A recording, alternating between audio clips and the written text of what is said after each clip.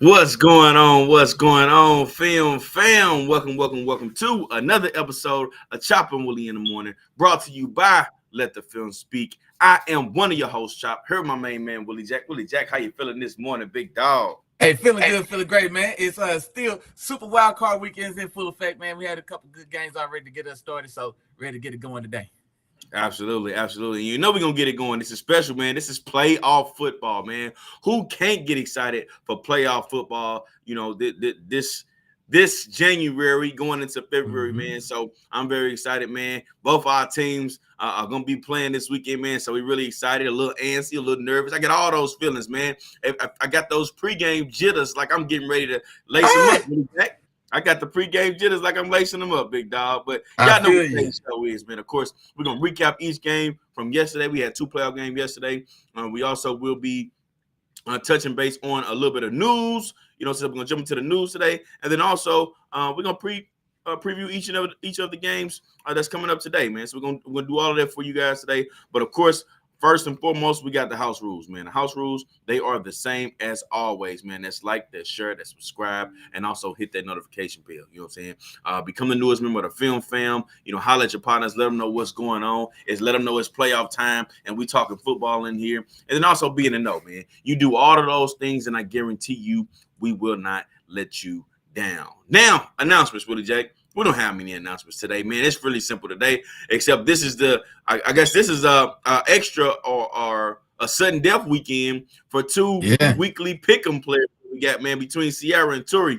They both got me their picks already, so now both of them are just waiting to see what's going on for the rest of this weekend and see who comes away with the title of the best pick'em player for Let the Film Speak this year, man. So I'll be keeping a close eye on that, man. See who's coming out on top. Of course, they gave me the tiebreaker scores too, man. So hopefully we do not have a tie at the end of the games this week, man. So definitely with that. But now, Willie Jack, we had a little bit of news, man. And the first bit of news we had was something we've been talking about for quite some time now, Willie Jack, wondering whether it was going to go down, whether he was going to stay the coach. And we got our answer, man. Bill Belichick and the Patriots have decided to part ways, go their own separate ways after 24 seasons as the head coach of the New England Patriots, after 6 Super Bowl titles, 9 AFC championships, 3 Coach of the Years. He has decided, him and the Patriots have decided to part ways. What's your take on this one, man? Yeah, man. I mean, like I said, it was so much smoke. It had to be some fire. I think I was trying to fight it. You know what I'm saying? I was trying to deny. It's like, man, nah, man, we're gonna do, man, without Bill with them cut off sleeves on the side of New England. But the more and more I hear about this, honestly, like it was. I mean, of course, it's announced with the prettiest face we could put on it. But Bill got fired. I mean, Robert Kraft flat out fired Bill Belichick. And then some of the other reports that are coming out. And I think one of the big sticking points on this was, I guess, when Tom Brady, officially left and then able to go into Tampa, I guess the conversation from Bill at the time was Bill was convinced that Tom was done. And this is what he told Robert Kraft and got Robert Kraft on board to letting Tom go. And then, of course, then Robert Kraft watches his organization fall to the level that they are now. Meanwhile, he watches Tom go win another Super Bowl. And so that was definitely a huge sticking point for sure. And then, of course, we used to have him right at that Patriot ship. And so, like I said, but it was one of those things, man. All good things, all great things must come to an end. The conversation from the press conference is that Bill intends to coach. And so, but I'm very anxious to see if and where he does land up. But yeah, nah, man, can't deny the legacy that he built. There's a lot of right, wrong, or otherwise about how they got there, how they won, whatever the case. History remembers the winners, and Bill and Tom and that organization, they definitely did that. So kudos and congratulations on a fantastic coaching career, Coach Belichick. Absolutely, Willie Jack, and I'm with you there. And here's the thing for me, Willie Jack, and a lot of people won't. I'm pretty sure I'm gonna get some people that's not gonna agree with me when I say this, and this won't be the first time or last time. But I wonder if like those are some flaws. Like those are some serious coaching flaws because we watched Bill Belichick, and if you just look at the history of decisions that he's made, and I thought a lot of them were questionable. I really question his personnel decisions overall, with in terms of his coaching staff as well as the players that he decided to add to the team. This personnel. So you mentioning the Tom Brady situation, and I want to go into some of the other things that the Patriots have tried to do, which have honestly just failed, with the exception of just maybe a few.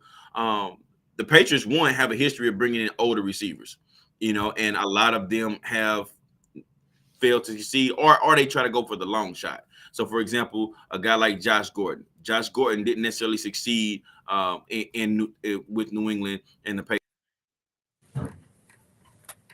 Patriots. They brought over a guy like Ocho.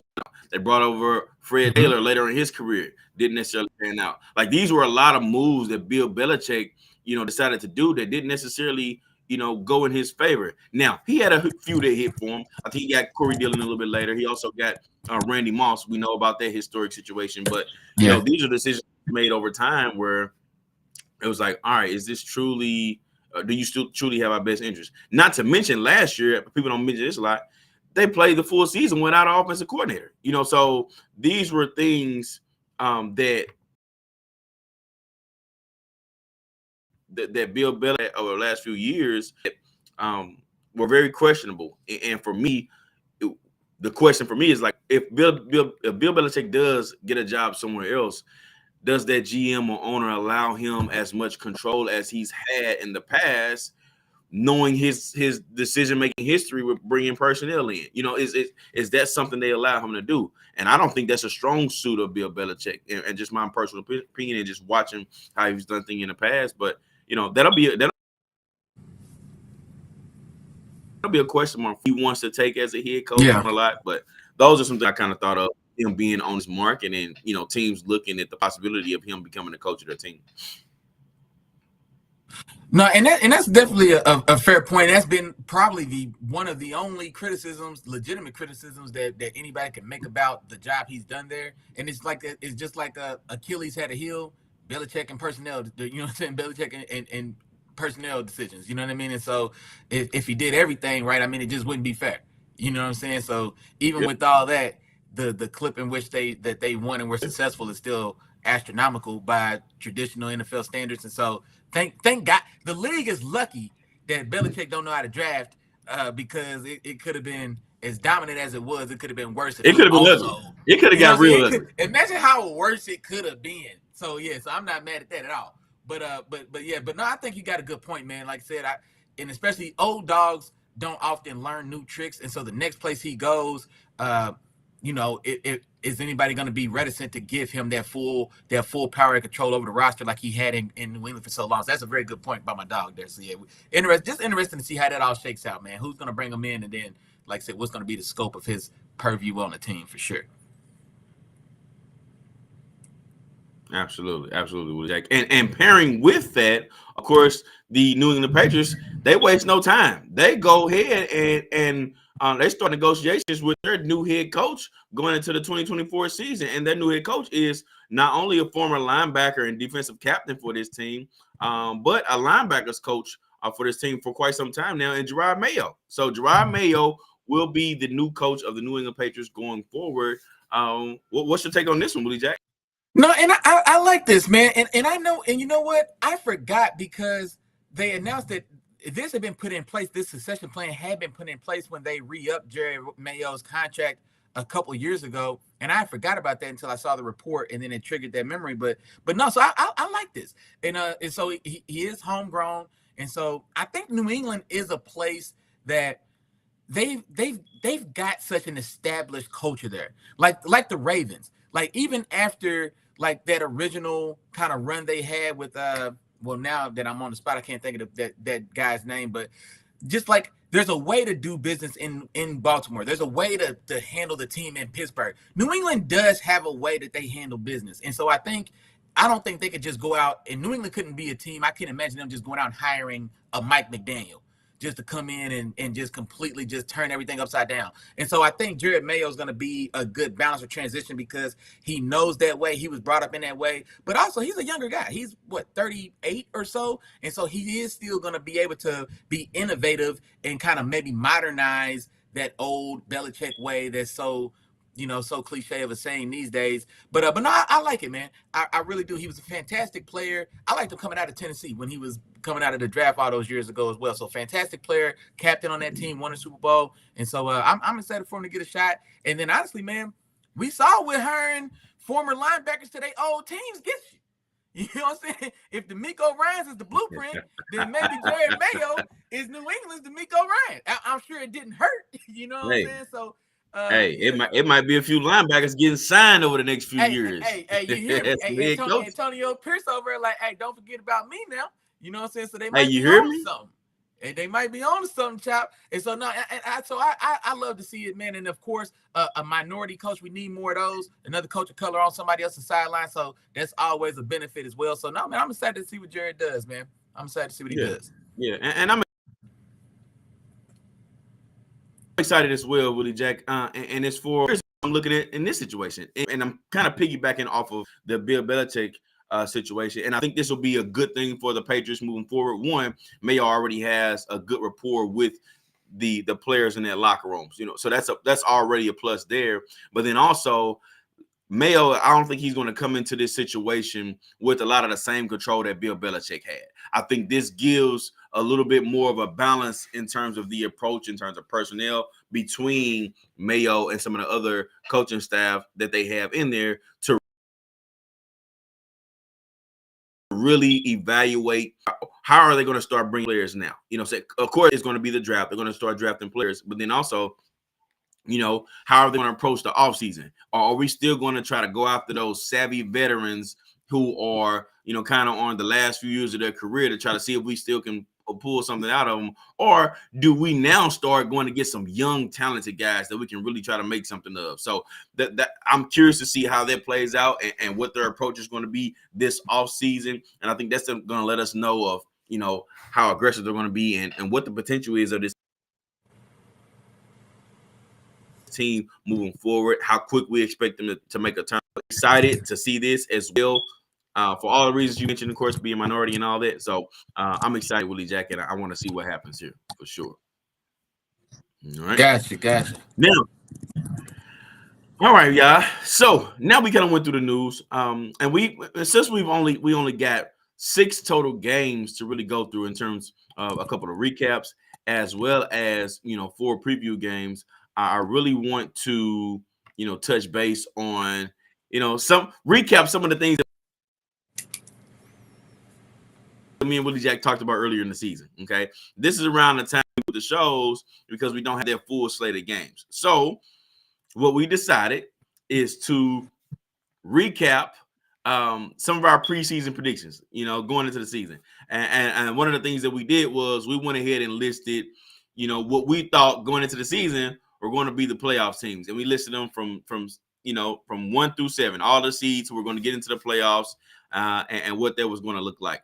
We'll save what our NFC and AFC championship game predictions look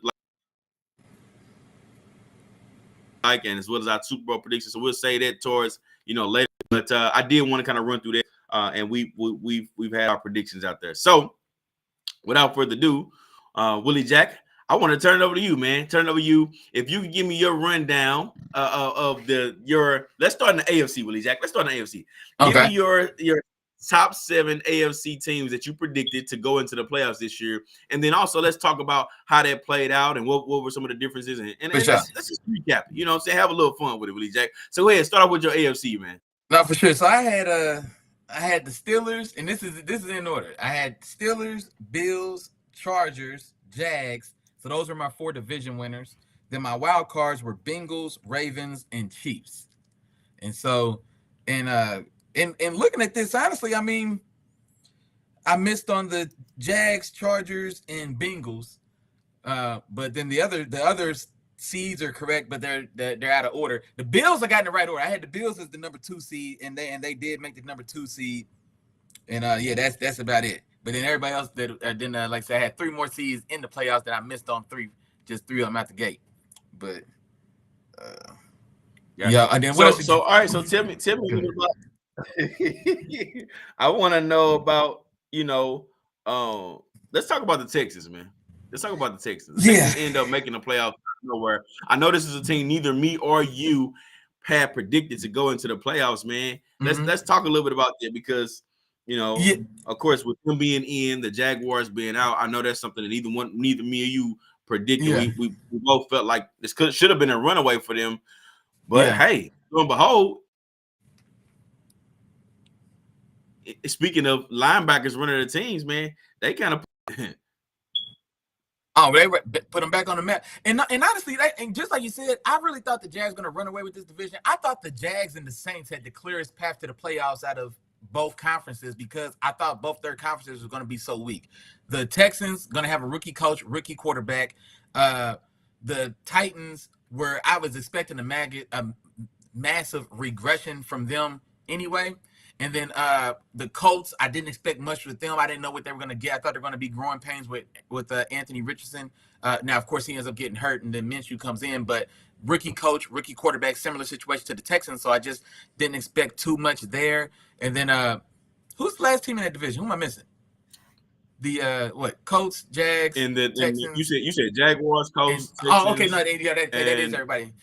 Yeah, because then the Jags. So that left the Jags, who had the established coach. They had the most veteran starting quarterback at the time going into the season, and they came off of an impressive end to their last season. So they make the playoffs. They win an impressive come from behind playoff game, and so it looked like they were going to take a step forward in a division that was going to be kind of everybody else is kind of starting over. So I thought they had a clear path to the playoffs, but then like I said, lo and behold, man, they completely imploded, honestly, and really and then like I said, lost and got knocked out of the playoffs in the last game of the year by probably the weakest team in that division, being the Titans this year. And so complete regression from that Jaguars team. And so, I don't think many of us saw that coming. Then, like I said, with the Bengals, Joe Burrow gets hurt. He comes back. He looks MVP form for about 3 games, and then he gets hurt again and he misses. So, I mean, what can you do there? The Chargers, you know what? I deserve that Chargers pick. Because I know way better than to put any type of faith in the jellyfish Justin. But I was listening to my dog tell me I drunk some of the Kool-Aid, and I was like, you know what? I thought the Chiefs were gonna take a step back, and they did take a step back, but they took a step back without necessarily losing their winning edge, and so they still maintain positioning in that division while taking a step back. So, but I had thought that with them taking a little step back like they did, I thought this was going to be the perfect opportunity for the Chargers to step up. But that's what I get for thinking that the Chargers were going to be capable of stepping up. So I got to just wear that one. But and then my Steelers, with good quarterback play, we very well could have been the number 1 seed. We very well could have. I'm not gonna lie. There's been a lot of talk about us. We won 10 games. Here's the thing about my Steelers and about Coach Tomlin that people have talked about, and these are things that I think about myself when I think about the situation. We had Mitchell Trubisky, Kenny Pickett, and now Mason Rudolph, 7th-year career, 3rd-string quarterback, lead our team. We've got 10 wins. Tua Tagovailoa with Tyreek Hill and the best offense in the league had 11 wins. Patrick Mahomes with Travis Kelce and Andy Reid, best coach in the league, 11 wins. I mean, you know what I'm saying? So, like, my team is just as competitive as these teams that have much more going for them at the quarterback position. And then also I look at a team like the Dolphins, who for a lot of this season, Tua had a more than a handful of weeks in potential MVP discussions, as did Tyreek Hill. Like I said, that offense still finished number 1. I think they were 1-6 versus teams with winning records this year. The only team they beat with a winning record was the Cowboys. My Steelers, through everything we've been through, all the injuries, the terrible quarterback play, not scoring 20 points for 10 games this season. You know what our record is against playoff teams right now, bro? What is it? 10-3. We're 10-5. We're 10-5 versus playoff teams. The only team that has a better record than us against playoff teams is the Ravens. The Ravens beat 10 playoff teams so far this year. They're like the Ravens are 10-3 versus playoff teams. We're 8-5. You know who else is 8-5 against playoff teams other than us? The only other team that's beat as many playoff teams as us is the San Francisco 49ers. So that tells me, like I said, if I had a modicum, that's y'all word for the day. If I had a modicum of competent quarterback play for the majority of this season, I very well could be sitting around 12 wins or so. We swept those Ravens that are number one. Our division had 3 playoff teams. Our division was the only division that had every team finished above 500. And no, even the Bengals, with everything they went through, they finished above 500. Everybody in our division finished above 500. You know what our division record was, Chop, in the toughest division in football with the worst roster offensively? 5-1. 5-1 in the toughest division in football, and the one game we did lose was Mitchell Trubisky completely shit in the bed against the Browns. I'm telling you, I just needed I needed a half a quarterback, Chop, and I could have been on the money. But yeah, no. Like I said, man, that's just to let y'all know, man. We got something for Buffalo, man. I'm just gonna let y'all know, man. It ain't gonna be no why. I ain't saying we're gonna win. I'm not guaranteeing nothing. But we ain't getting washed, man. It ain't gonna be Dolphins Chiefs. I tell you that much. Let's say that. Let's say that, Willie Jack. We're gonna get to that game, man. We're gonna get to that one for sure. And let me run through mine, man. So I have my AFC predictions as well. Okay. And running through mine, starting from 1 going to 7. At 1, I had the Bills. Okay. So I also had the Bills in the playoffs, but I had them as the number 1 seed instead of the 2. Have the Chargers as my number 2 seed. Willie Jack. Ooh, I'm with you on that one, dog. I'm with you. I'm in that same boat. I don't know what was going on. We had half of it right. We had the Chiefs taking a step back, but we just didn't think that the rest of that division would just be that terrible. Like there was no competition at all in that specific division for the Chiefs, even with the Chiefs and their struggles.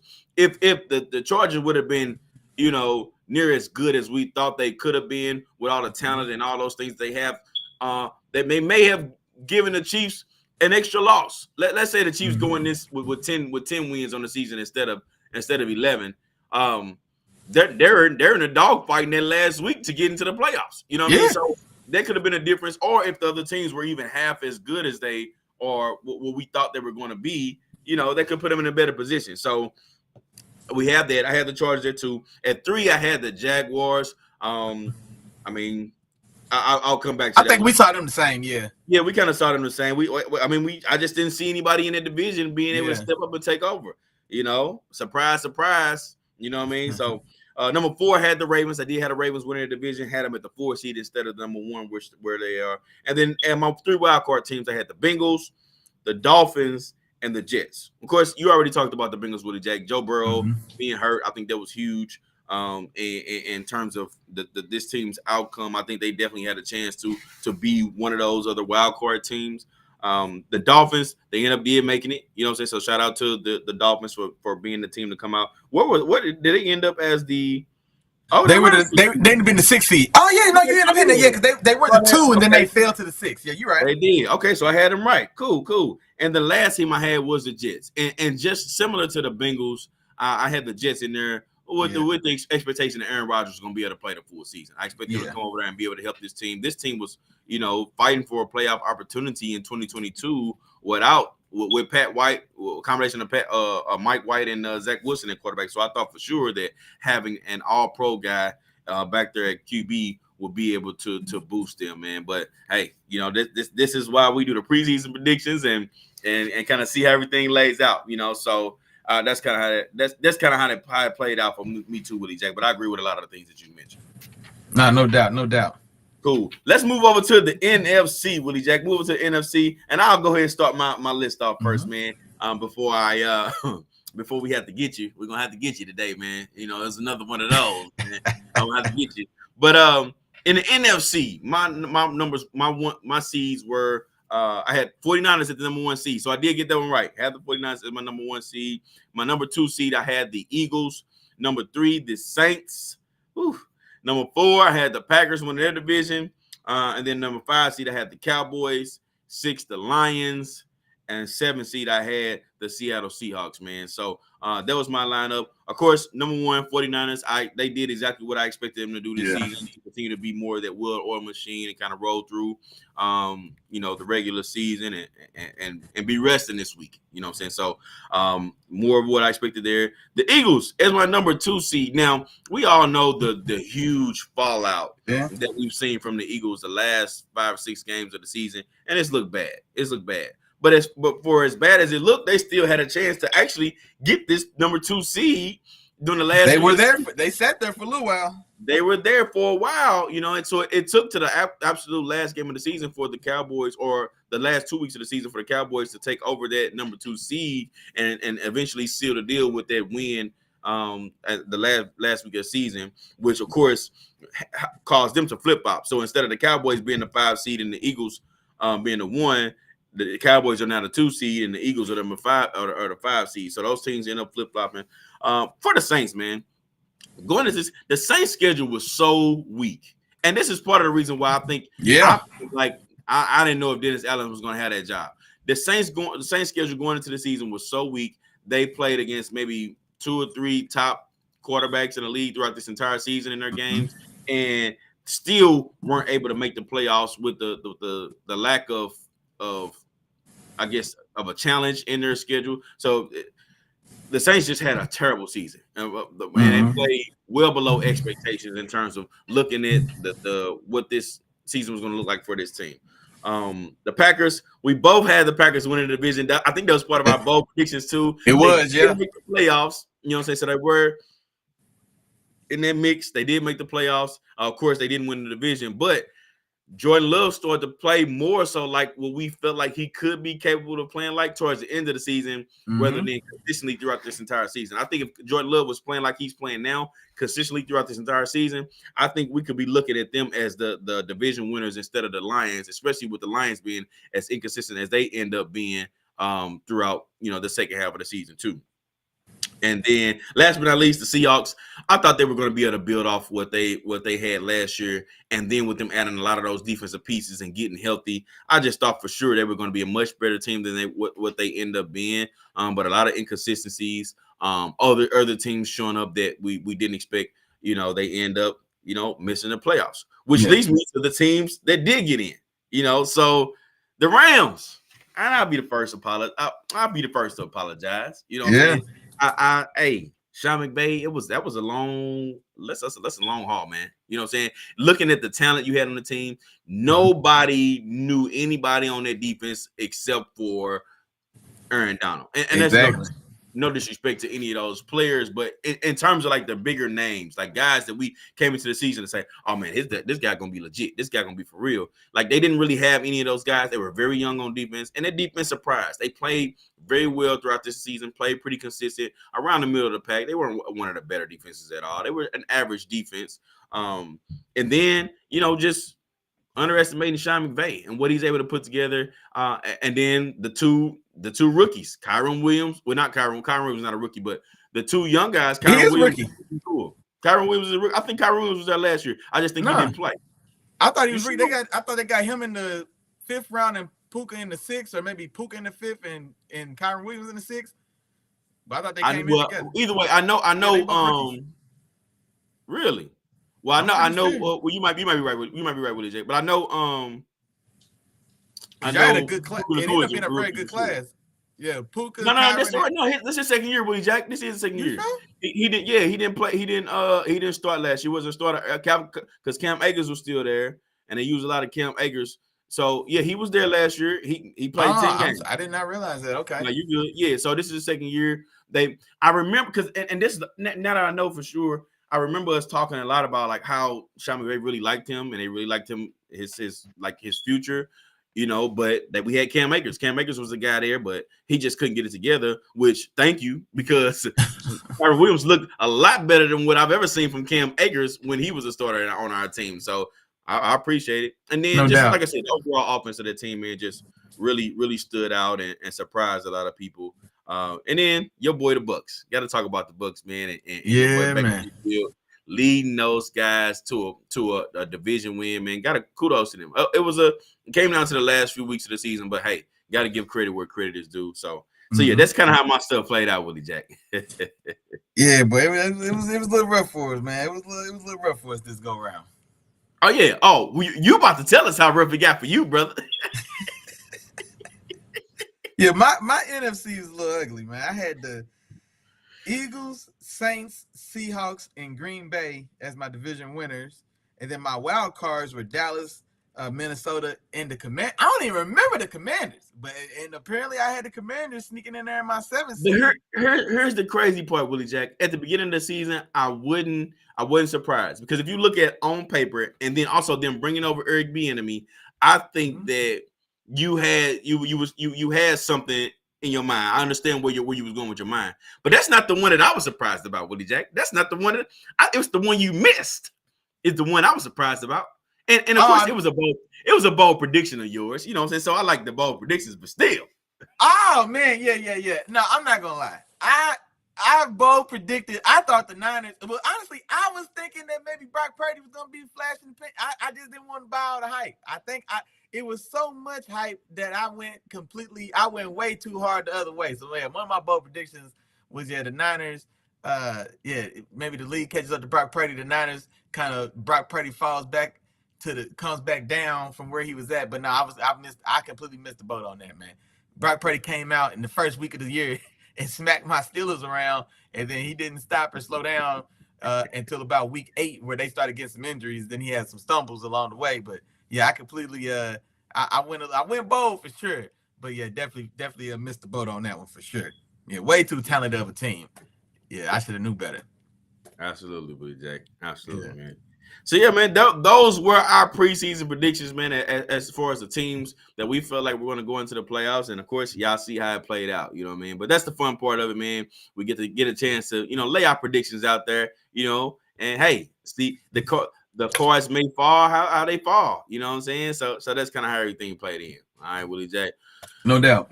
All right, Willie Jack, who's in the building, man? I think we had a few comments, man. I thought we had a couple people who stepped in the building, man. Give me a few. Check in real quick, man. Who done fell in? Yeah, man, we had a couple in the fam bam in here for sure. My sister in the building as well. Appreciate you as always. You know what? My chat's tripping. I can't post comments again this morning. It's acting up. But yeah, my sister came through. Moms came through. Good morning. Have a blessed show as always. Appreciate you, lady. Our dog, our favorite coworker, ZB in the building as well. Oh man, ZB, hey, he looking for Tom. Where you at? ZB said, terrible time is about to get real cocky. Now the Cool Joe's gone. He's riding with Tom. He's drinking that Texas Kool-Aid, and he's pulling for those Texas now. But yeah, now Tom's about to be unbearable. If y'all know Tom like I am, y'all better, man, look, until these Texans are no longer playing football, it is gonna be unbearable dealing or talking with Tom. You ain't gonna be able to call Tom's phone without hearing probably text to the Super Bowl. Okay, who's this? Like it's gonna be bad. Oh my God, it's about to get real ugly, Willie Jack. It's about to get real ugly for us. You know what I mean? Matter of fact, I already owe him 7 push-ups. But you do. And for our audience that is out here, so this is what we do. Every once in a while, we do little push-up bets, and we'll do like 50 push-ups or so. But the thing is, you don't have to give all 50 push-ups at once. They're their own call. So whenever he says, I got to do push-ups, and how many he says, that's when I got to do them. This guy says give him 7 push-ups just because of C.J. Stroud. And I know C.J. Stroud. This is what we're dealing with when it comes to our dog, terrible time, man. So, hey, it is what it is. I owe my guy 7 push-ups. You will get your 7 push-ups today as soon as this show is over. Terrible time if you're in the building, my brother. Yeah, he ain't tapped in. If he's in here, he ain't tapped in the chat just yet. Nah, he can't be here because if he was there, we know in the chat. But yeah, he'll wake up and get himself in here sooner or later for sure. Absolutely. And maybe this will get him in the building, Willie Jack. Should we just go ahead and tap into that game, man? Should we go ahead and go Cleveland Browns at Texans? Hey, no better time than the present. Absolutely, man. So the Browns, they go to Texas in our first playoff matchup of the weekend. Is it showing Browns on your screen? My screen is showing Steelers Ravens. Yeah, it's showing Browns. Okay. Yeah, no. Mine is okay. Yeah, it's probably my screen tripping. It shows. What about now? It's still showing Steelers Ravens. But if it's showing Browns for y'all, then go ahead and rock out. Okay, okay. Well, I'll leave it like this until somebody tell me something different. If they tell me to show something different, I will. But let's go ahead and talk about the game, Willie Jack. We got the Cleveland Browns, of course, in the first playoff matchup of the weekend. They go to Houston to take on the division-winning Texans, and the Texans win this one at home, 45-14. Woo! Willie Jack, talk to me, man. What happened in this game, bro? Man, I'm not gonna lie, man. This game started out super exciting. This is the game I was most excited to see. Even in the pickle, man, I was torn trying to pick the game. I was saying my heart wanted the Texans, but I thought I was using my head pulling for the Browns. And to start this game, man, back and forth action. Both teams were able to score and answer each other's score. And then, man, I think it got to, was it 17-14 or something like that? Where before, it was 17-14. And then slowly but surely, and then the other shoe dropped. Yeah, it was like, yeah, okay, yeah. Now that everybody's warmed up and loose, then the Texans, boy, yeah, they took on off. Kudos to that defense for one of the Browns. Constant and consistent pressure on Flacco, and especially in critical moments and critical downs, forcing those. They got 2 back-to-back pick sixes off of Joe Burrow that really kind of blew this game open. And then also the first half of play for C.J. Stroud. C.J. Stroud, mind you, he's already a rookie. He was in and out the lineup a little bit. We know he missed 2 games in the middle of the season with concussion, comes back. They finish the season strong. They get into the playoffs. They have probably one of the tougher matchups. The Browns, for the most part, were probably looked at as the hottest or most dangerous team, I would think, in the AFC leading up to these playoffs. Like, the Bills had won a lot of games to climb back into this thing and get back in, but the Bills didn't necessarily look as good or as clean or as crisp as the Browns did. I don't think so. Like, the Browns really looked like they were like really kind of turning into a little machine there. And nah, man, the Texans put all that to bed. They get the 2 back-to-back pick sixes. C.J. Stroud, he finishes this game 16 for 21, 274 yards, and 3 touchdowns with no interceptions. He threw all those 3 touchdowns in the first half. You know what I'm saying? Like, and this is on the number one, or for a great part of the season, the number 1 defense in the league. And then I think the Ravens finished, like, by the numbers, I think the Ravens finished number 1 in several categories. But I think on the whole, I think a lot of people still consider the Browns to be the top defense in this league. Or if you want to do a 1A, 1B with the Browns and the Ravens. And so seeing what the Texans, what C.J. Stroud was able to accomplish, like I said, against such a quality defense, a defense that had been rolling, and then how they held this Joe Flacco air attack in check as well. We forget, Joe Flacco set some type of career record. I saw the stat. He set some type of career record for passing yards in his career for the month of December. Joe Flacco threw had 1,600 passing yards in December, or maybe that's too many, or maybe it was like 12. It was an outrageous amount of yards and like 10 touchdowns in the month of December. Yeah, and so like they completely put a damper on that. That defense showed up and made critical splash plays, not only taking the ball away, but putting the ball in the paint on defense as well. And like I said, man, then 45 points later, a complete blowout. And now the Texans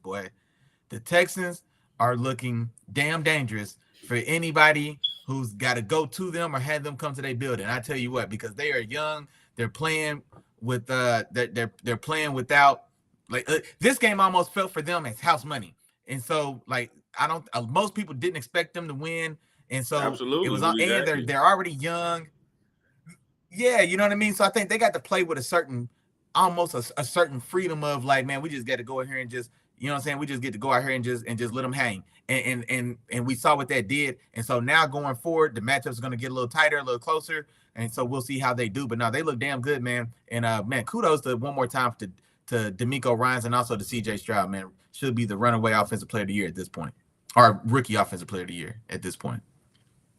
Hey, hold on now. Hold on now with all that, man. Man, look, hey, shout out to Puka. But man, no, I ain't gonna lie, man. Seeing what CJ did, we leading and coming back from injury, leading that division, man. Look, man. Hey, and you know how it is for the quarterbacks, man. Hey, I know how it is for the quarterbacks, but it's gonna be the second time, Willie Jack. We saw it with Justin Jefferson, and now we're gonna see it with Puka Nacua. CJ Stroud was out, man. And CJ Stroud, his last few games of the season wasn't like crazy, you know what I'm saying, like that, man. Once he missed those games, man, you got to give it to Puka, man. Man, wait. You mean them last 2 games that won the division? What else you want him to do? Them last 2 games, he won the division. So winning is the only call. And then also, can we not forget when Cooper Kupp was out, who was helping the Rams, who also wasn't supposed to go to the playoffs? Come on, man. We're gonna talk about winning. No, Puka deserves some credit for sure. On my personal All-Pro list, I had Puka as All-Pro. On my hold on. I respect what he did for sure. So Puka is All-Pro. Yeah. CJ Stroud ain't. No, not at all.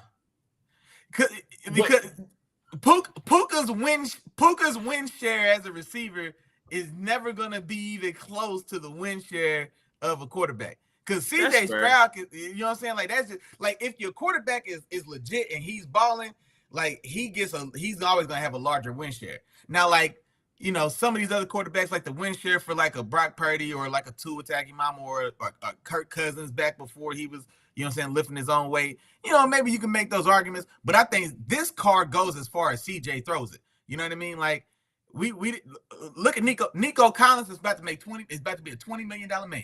He got the right arm of CJ Stroud to thank for that. You know what I'm saying? Like, so I think CJ's wins have some weight to him. You know what I'm saying? Like, I feel comfortable saying, like, nah, CJ went out there and did that. And don't forget, the boy came out and started the season without throwing an interception with 20 touchdowns and no picks for like 9 weeks in the season or something. I mean, you know, thankfully the league is lucky he got the concussion. They could have won that division 3 weeks ago. And the way he was playing, they might have been tracked with him in the MVP race. He was just entering that MVP race before he got hurt, before he got the concussion. Like, man, look, they'd set the league on fire if they'd have been like, hey, you know, it's a lot. It was a lot going on with CJ Stroud, man. That boy balling. I hear you. I heard you. But no slight to Puka, though. I think Puka's All-Pro in my book. I don't know if he made the official All-Pro list when they that's all I want, man. I just don't want people to come out here saying that it's just clear, concise, easy peasy, no hesitation at all. Hey, man, I better start putting some respect on Puka's name, man. That's all I need. All I want is some respect on Puka's name. He definitely earned some respect for sure. He earned a lot of respect, no doubt. Absolutely. But getting to the game, Willie Jack, I will talk about him, and of course I'm gonna give CJ Stroud some praise. But the Texans, man, for me, I think they continue to surprise the league. Okay, and it started off with them just making the playoffs. We just talked about how neither me or you had them selected as a possible playoff team, but they end up making it. And not only making the playoffs, it wasn't a wild card win. It was a division win. It was them coming in and taking over this division, you know, with a lot of what they had. And I know you mentioned like their roster, Willie Jack, but I'll say this. The roster wasn't just awful, just 100% awful. Because if you remember correctly, that defense was playing damn well last year. The defense was playing damn well, especially towards the end of the year.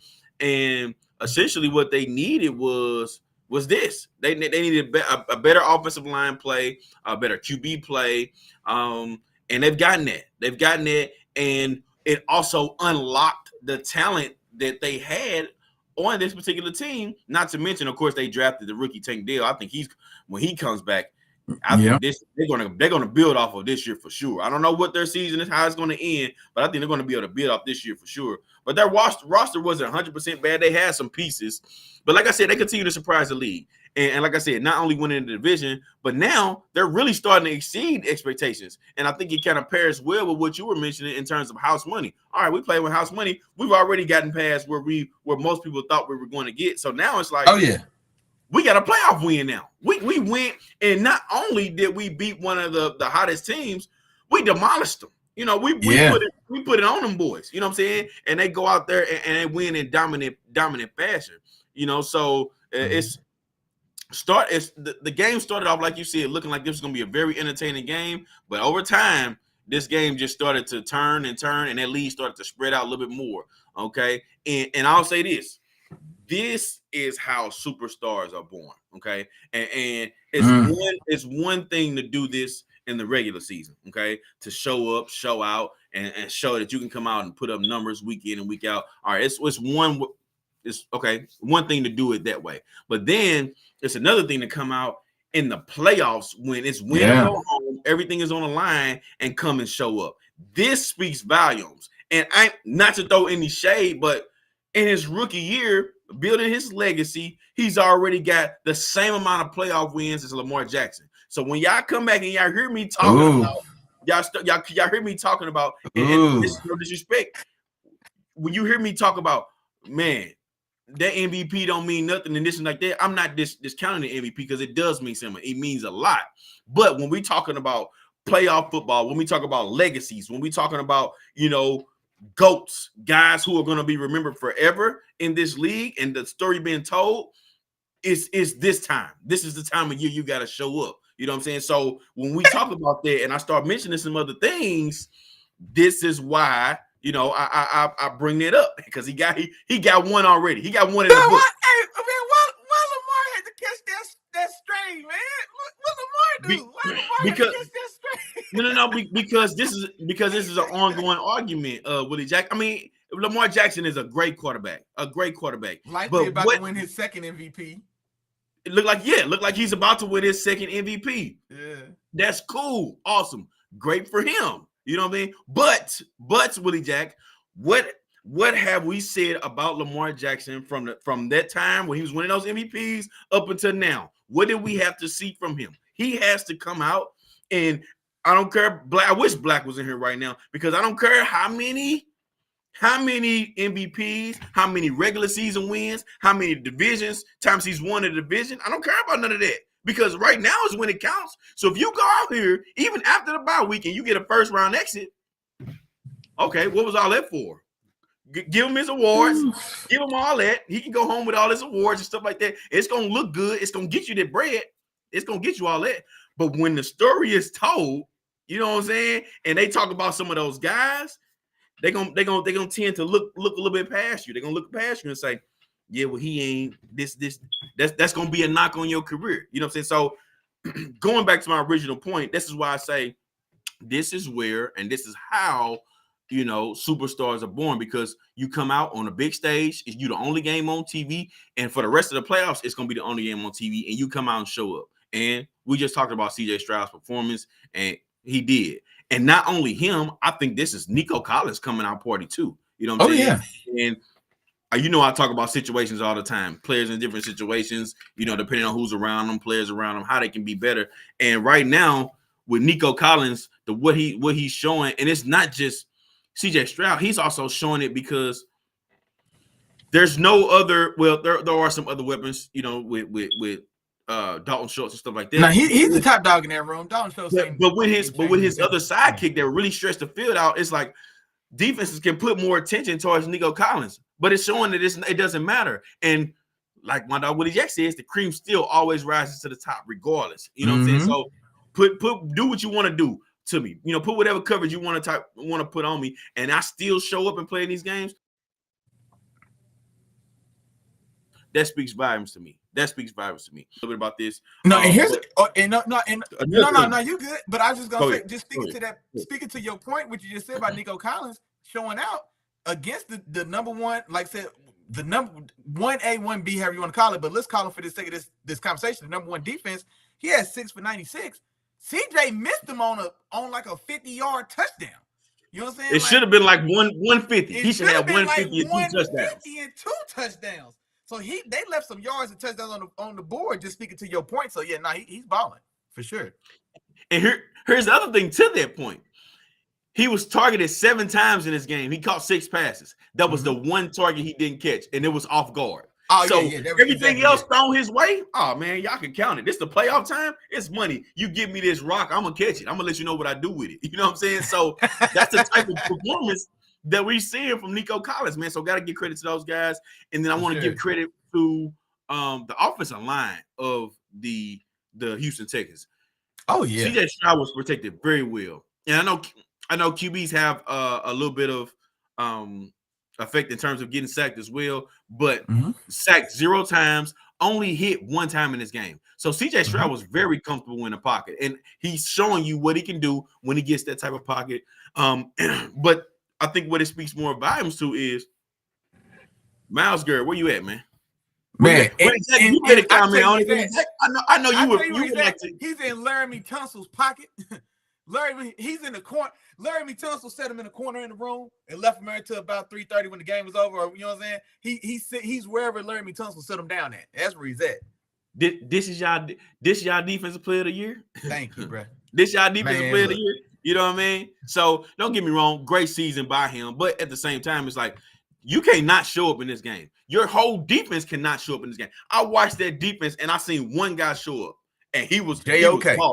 J.O.K. was balling, man. I gotta give him his credit, man. He was all over the field. I'm talking about flying. He looked like a bullet. You know what I'm saying? Going after these different plays and making a difference in this game. So he showed up, but nobody else showed up. Not the defensive backs, not the other guys rushing after the passer. Like nobody showed up, man. And that's terrible because, like I said before, I don't care how good you are in the regular season. I don't care if you're the number one defense. You came out in this game and it looked like it was about to be a shootout. Number one defenses in the league don't get in shootouts. What is that? You know what I'm saying? So shout out to the Houston Texans, man. I got a whole bunch of other points within, but I just, at the end of the day, shout out to the Houston Texans. They came out, took care of business. You know what I'm saying? Flacco, hey man, you with the bid, man. 2 pick sixes, man. Two of them. Definitely. 2 of them. And here's my last point. And I think this is something that I'm not gonna say we because I speak for myself, but I kind of ignore because Joe Flacco has thrown an interception in every game he started this season. Okay. And it's easy when you're winning and you're successful to sweep those things under the rug, come to light. And that's what happened. Came to light. I think the Texans were able to capitalize on that, and they did their thing. You know, Joe Flacco had definitely been living on it's a fine line. He was you know what it was? He was living that double-edged sword like we see from Josh Allen. We're like, I'm gonna turn it over. Yeah. Well, you know what I'm saying? Like, you better you better capitalize when I turn it over, because then when I start rolling, I'm putting up 400 in the air. You know what I'm saying? I'm putting up 350 in the air. I'm putting up 3-4 touchdowns on the other side. But this game, we didn't get that other side. Like I said, you live by the gun, he died. This is the game you live by the sword, you die by the sword. This is the game he died by the sword. And 2 pick sixes tell that story. So now, very good point. Look at this, man. I like what you did right there, boy.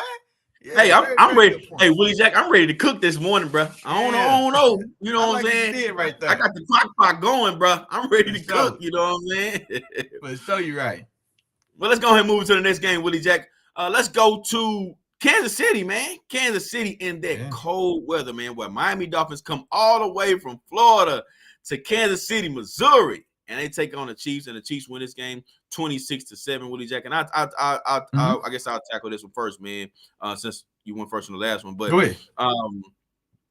It's hard. First and foremost, it's hard to beat a team twice. Okay, very hard to beat a team twice. As we just saw when the game we just talked about, the Browns did light up the Houston Texans a little bit earlier this year, but this game it was the other way around. You know what I'm saying? So it's hard to beat a team twice. But the Chiefs were able to do that. They beat the Dolphins. I can't remember if it was London or if it was Germany. I think.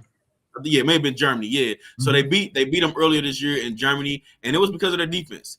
And again, the defense showed up too, holding the number one offense in the league to 7 points. And they done it with the clear. It was clear what their object was or what their plan was. And that one was to, all right, let's stop the run. That's going to be our number one priority. Let's stop the run. Let's not let Mostert or Achane change this game. And we saw that each Achane and Mostert combined for 14 carries for 42 yards. You know what I'm saying? So they didn't let them get any room at all, which in turn put a lot of pressure on Tua to win this game himself. They said, all right, if anybody's going to beat us, Tua, you're going to have to beat us.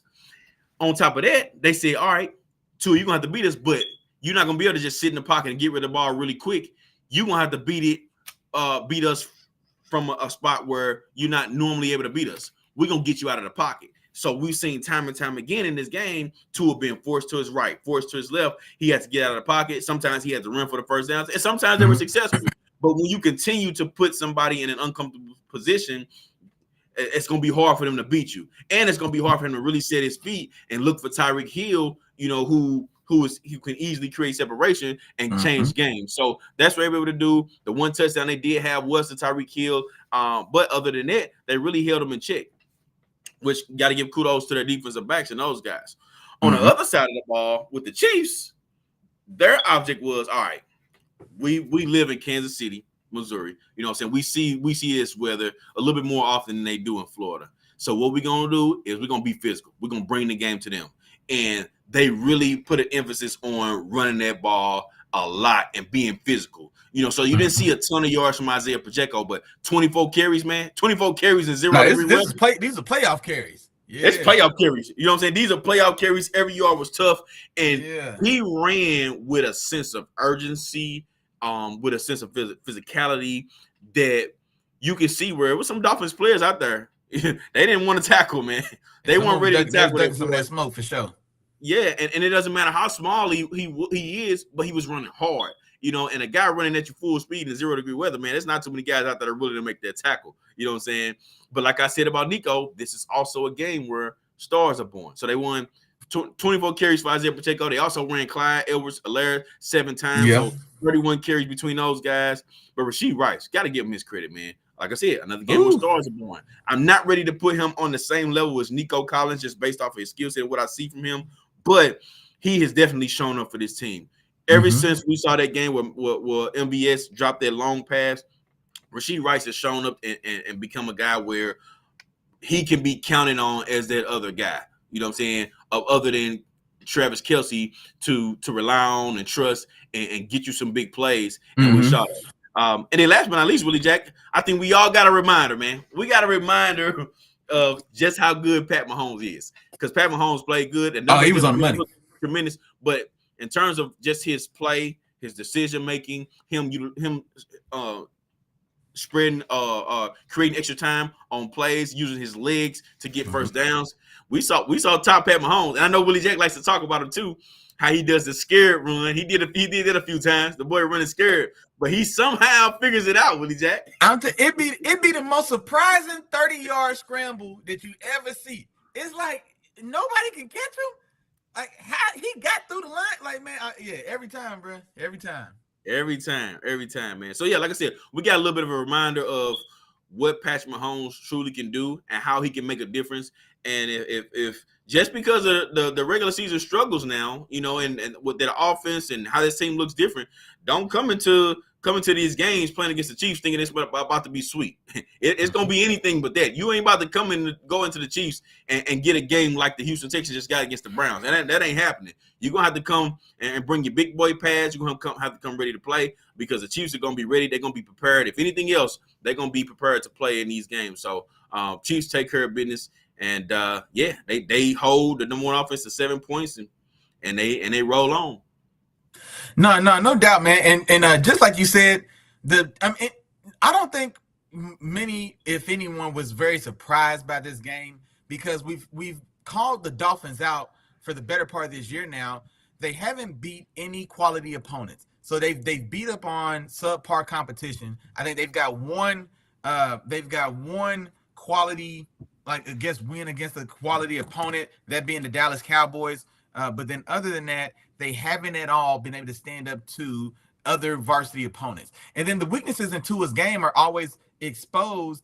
This game did a lot to just reinforce and expose those weaknesses in his game. And so if you see, even when they got down, like there was a point in this game where they were down early. It was 17, I think, to 7 at halftime. And then the one score they have is the one splash play by Tyreek Hill, where he gets upfield, he makes a pretty good catch, he breaks a couple tackles and gets in the end zone. Well, thank God that happened because it was a 30-point whitewash if we don't get that. And then here's the thing about it as well: we take away that 150-yard reception or 53-yard reception for Tyreek Hill, he finishes his game with 4 catches for 9 yards. 4 catches for 9 yards. For the league leading in receiving, who was on pace for 2,000 yards again for about 12 weeks this year. He finished with 1,799 yards, 4 catches for 9 yards outside of one splash play that helps, I guess, get his overall number to 5 for 62 in that touchdown. But then if you look, there's a point like when you get down in the game at a certain time, and so, okay, now we obviously get into an obvious up-tempo, downfield passing mode. Well, they can't do that because Tua doesn't have the arm to do it. So even when they were trying to hurry and try to get into a quick passing game, they're still throwing the ball left and right. Like, how many screens did we see? You know what I'm saying? Like these little quick dump-off passes. We get Tyreek getting his block knocked off by Trent McDuffie and L'Jarius Sneed because they're trying to throw him 2-yard little dump-offs behind the line so he can create something. Or we try to see blown up screen pass attempts or swing pass attempts to Raheem Mostert that just aren't going anywhere because Tua doesn't necessarily have the arm to really get the ball upfield with zip. And then even in the fourth quarter of this game where there is a couple deep completions, well, not even necessarily deep, let's say intermediate completions to Jalen Waddle on like some intermediate corner routes or whatnot. Those balls are fluttering and getting there, and so they're tougher catches right there on the sideline because he just doesn't have the zip on his passes to even get the ball there. And so there's just so many limitations with his game that has brought up the question. I don't know if you've seen this now, but he's I think his 5th-year option is going to kick in next year. And so now I saw the question posted on, I don't know if it's ESPN or Fox Sports News or whoever, but there are people that are starting to ask now, like, do they need to continue down this road with Tua? Because like I said, he's going to get very expensive very soon. Like this 5th-year option, we already know Danny Dimes to reset the market for average or subpar quarterback play is now cost you $40 million a year. And so like there's a specific way or a specific cap or level that appears that this team, and as talented as they are, that they could get to a Tua. And so that's the question it raises is, I mean, he's phenomenal when they're like when they're winning a certain way, when they're playing a certain team, and when the conditions are conducive for them to be in a speed track. Because one of the things I said on Sunday when we talked, or the pregame, we talked about this is Lamborghinis don't mean nothing in the Arctic. You know what I'm saying? Ain't never been a Lamborghini that looked good, you know what I'm saying, in the snow. And that's exactly what we saw there. And then to your point as well, Patrick Mahomes was great. I mean, not statistically, his numbers weren't crazy at all. 23 for 41, 262, 1 touchdown. But the way he controlled that game, Vic Fangio on that defense, they tried to heat him up. There was tons of 5 and 6 man pressures, tons of zero coverages, just trying to get there. And Patrick Mahomes was a step ahead every time. He always found the open man every single time. And stood right in the midst of that pressure too, delivering down. Unfazed. You know what I'm saying? Like unfazed. And so he always found the right man. He always found the open man. He always hit the person in stride. I think they did have a drop or two in this game as well. They've been plagued by drops. But now in negative 9-degree weather, I think it's fair to give everybody a break, man. The ball was probably like trying to catch a brick. Literally. You know what I'm saying? Legitimately. So it is what it is. But no, other than that, I think you hit all the good points in this, man. I think Rashee Rice had an excellent game as well. He did 8 for 130 and a touchdown. And this is the thing too, watching Rashee Rice. I didn't remember him being such a threat after the catch like this when he was coming in from SMU. I believe he came in from SMU if I remember right. But I know he was a deep ball guy. He had good body control. He can go up and you know what I'm saying? He was one of those guys that goes up and went and high points the ball. But I didn't necessarily remember this like run after the catch being such a massive part of his game. And so I think I seen a graphic. I think he led the league in yards after catch over like Tyreek, over Brandon Ayuk, over George Pickens, and like some of the other leaders in that stat. And I don't remember that being a huge part of his game at SMU, honestly. He was like a guy, you throw the ball up the field 60 yards, he can high point and go get it. You know what I mean? But I didn't really see this in his game. So now they're playing well, man. That defense, of course, balled out. Trent McDuffie and L'Jarius Sneed, I shouted them out earlier, but they had massive days bullying those receivers for the Dolphins. The defensive line for the Chiefs. McDuffie played damn well. Man, balled. And you know what? And he made an all-pro team. I don't know if it was first or second, but I saw on one of the lists, there's several all-pro teams that get publicized that come out, but I saw Trent McDuffie's name on one of them. And I don't think I saw L'Jarius Sneed get recognized on any of the publicized all-pro teams. I think on my personal one, I had him on there for the job he's done this year. Really being a guy he's playing lock-up ball. I mean, you know what I'm saying? He's really having a great year as well, and maybe a little underappreciated. But no, they play damn good ball. And this Chiefs team, the way they're constructed, that hard, aggressive running from Pacheco, that rigid defense flying around playing bully ball, Patrick Mahomes being impervious to pressure, putting the ball, you know what I'm saying, putting the balls in the right place. I mean, they look impervious. they're I love scary. that word, dog. Hey, Impervious. you Come on with feel it. Come on. me? Come on with it, Willie Jack. You feel me? You know what Come I mean? on with it, dog. You know what I mean? Just every now and again. You know what I mean? Not every now and again, but yeah, man, the Chiefs are looking the best that they've looked at the right time of the year. This is the best that they've looked. That was the most dominant I think they've looked all year long. Especially they didn't end their season well. I mean, they got the win against Eastern Stick and the Chargers with their backups, but outside of that, they were in some dog fights and they lost to Aiden O'Connell's Raiders, who didn't complete a pass in 3 quarters of that game. They lost to the Broncos as well. Lost to the Broncos as well. So they didn't end the season as strong as they played last night. So that's definitely a kudos to Andy Reid, a kudos to Patrick Mahomes. And that's where championship character comes into play. Because now that the dance has started, now that the lights on, man, it's time to go get it. And they showed us that, like, nah, we still that. Don't get it messed up. Don't get it confused. We still that. And as a matter of fact, hold on real quick. We got a couple comments, man. Which one? I put it up for you. Which one? I was gonna run through all of them real quick, man. Our dog ZB, yeah, he chimed in as well. Miami's been frauds all year long, for sure. And like I say, it's only so long that fake thugs can pretend.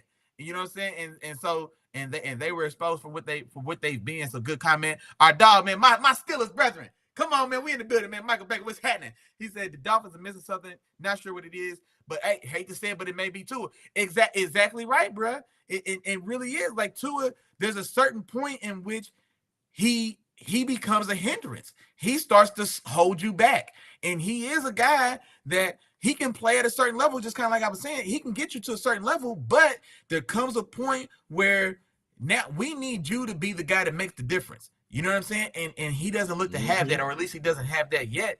And also, in fairness, the Dolphins were obliterated by injuries, especially on their defense. I think they were down 4 linebackers. Well, I know they were down like 4 linebackers for sure. Their 2 top edge rushers, Bradley Chubb and Jalen Phillips, Adam Van Ginkel, and Jerome Baker. So that's like their 4 starting linebackers were all out. And so which is a big deal. They had to sign but the offense is where they had the problem at. You got the number 1 offense, and y'all put up 7 points. Exactly right. You know what I'm saying? So not only, so the offense still should have been able to kind of carry the weight, and they couldn't for sure. And then he also said he was putting screen passes in the dirt, but like exactly, you know what I mean? And so man, they've got to go back to the drawing board. It was like I said, it's definitely too much left and right in that offense, and not enough north and south. And so that's definitely something to go back to the drawing board, see what they got to do to fix that. They have to be better off script, man. All great teams are still good even when things are off. When they need to at the last minute improv, when they need to improvise and come up with something when things don't go their way, you have to be able to do that. And they don't seem to be able to have that ability to do that either, Willie Jack. So no, and you know what? And more than that, think about when you played basketball and you was cold. What your coach tell you, man? Hey, go to the cup, get to the free throw line.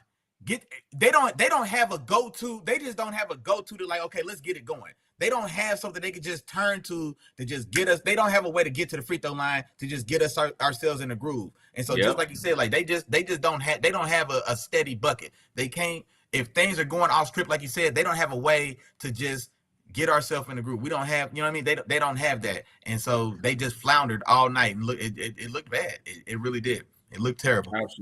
Absolutely, Jack. With you there, man. Hey, and we're about halfway through the show now, man. We still got 4 games to preview. We've kind of already recapped each of the other games, man. So we got 4 games to preview. So we'll be right back. Y'all stay tuned, man. We got some more good stuff coming y'all way. No doubt. Today's episode of Let the Film Speak, hosted by the wonderfully handsome and intelligent brothers of Let the Film Speak. That's Chop and your main man, Willie Jack. You feel me? Also brought to you by the 3 amigos. Y'all know them and you love them, man. That's the 3 amigos. That's like, that's share, that's subscribe. That's 3 the hard way. That's a 3-piece spicy. You cannot go wrong. Now, I say the same thing every week, so y'all can say it at home with me. I know y'all ready for it. Here we go. It's 3 amigos, but it's 4 parts to this process, big dog. First, you just got to tap in. Like my dog said, man, come in, tap in. Just say what's up, man. Just holler. Hey, what's up, 3 amigos, man? Like, share, subscribe. Hey, Chop, man. Willie, man, what's going on, man? It's cool I sit on the couch? For sure. Y'all got some cold to drink? Oh, man, my man. Yeah. Oh, yeah. By the way, man, I'm a Broncos fan. That's all you got to do. That's it. That's easy. Ain't it, Chop? Come in, sit down, get comfortable, get a cool adult beverage, and let us know who you ride with, big dog. Then tell a friend. Like, man, it's a nice feeling here, ain't it? Man, it's cool. Man, my homeboy was out. He was down. Man, it's cool. I can tell a friend. Tell a friend, man. And you know what? Even better than that, you can tell your friend to tell a friend. Guess what? There's more. You can tell your friend to bring his partner to. Bring one more because we need four, man. Bring them up into the penthouse. Tap in with your dogs, man. Wednesdays at 7 o'clock. You know we don't wear no watches. We ain't got nowhere else to be but in here kicking football flavor with the fam. And now back to the regularly scheduled program. All right, man. So now it's time to kick it off, Willie Jack. We still got 4 more games that need to be played, in order to complete this super wild card weekend, Willie Jack. And I want to go ahead and start it off by jumping into one of them, man. The first game on the docket today, in which we were supposed to have three today. Of course, the Steelers at Bills game has been postponed. It will be tomorrow instead of today. We were supposed to have a 12, a 3, and a 7 o'clock game today, but because of the weather and things like that, that game has been moved until tomorrow. So we'll see kind of how everything plays into that in terms of the weather and all that, but we'll get into that for sure. But the first game on the docket today instead will be 3:30 Central Time. It'll be the Green Bay Packers going to Dallas to take on the Cowboys. Willie Jack, who you got in this one, man? Yeah, man, I'm taking Dallas at home. So I am taking Dallas at home. Revenge game of sorts for Mike McCarthy, of course, his former longtime team, coming to see him at his new home now. Dak has played phenomenal. Dak had an all-pro year in my book. CeeDee Lamb as well, another stellar year as well. So I think this is this looks to be, if there's gonna be a year that Dallas finally lives up to that lofty legacy that they've had established, that legacy they're still riding on since '96. If there is gonna be a year that they break through and reach the mountaintop, then this has got to be that year, and this has got to be the game that gets them started. And I'm taking them at home, man. I'm going 27-23 Dallas to get this done. Definitely has to be on the strong right arm of Dak Prescott, and definitely on the explosiveness of CeeDee Lamb for sure. I do want to see what Micah and Bland do. Like I said, I want to see both those stars show up. And like I said, you've got a young, spunky kind of Green Bay team that's found themselves in the second half of this year for sure. But I feel like Dallas should definitely be they're the established vet. You got these young kids coming up. You got these young hot kids coming in here, and so Dallas, this should be the time for you to kind of go in there, be steady Eddie, and really just kind of get this done. I do think Green Bay is going to be able to fight and fight and try to hold their own a little bit. But I think when it's all said and done, I think Dallas is going to be too much, and they win this in 27-23. Gotcha. And I got the Cowboys as well, Willie Jack. I'm going to go with a little bit of a higher score. I'm going to go 31-24 is my final score in this one.